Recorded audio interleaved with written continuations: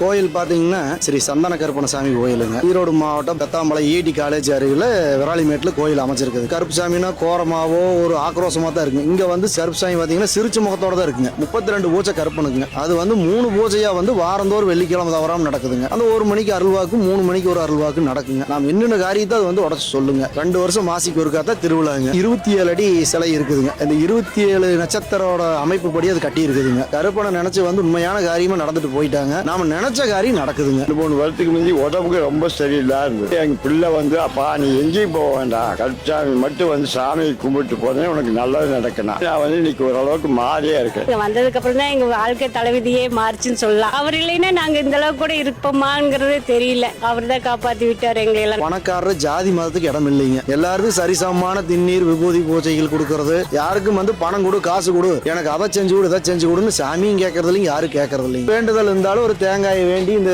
27 அடி சிலைக்கு முன்னாடி உடைச்சிட்டு போலாங்க காரியம் நடக்குங்க. கோயம்புத்தூருங்க, காரமடைங்க, கோபி, அந்தியூருங்க, சேலம், தருமபுரி, ஆத்தூருங்க, பெங்களூர் கட்டி வர்றாங்க. அருள்வாக்கு சொல்லணுங்கிறதே இல்லைங்க. இங்க வந்து நின்றுட்டு அந்த மனசுல நினைச்சிட்டு போனாவும் அந்த காரியத்தை நடத்தி கொடுத்துட்டு இருக்கிறாருங்க.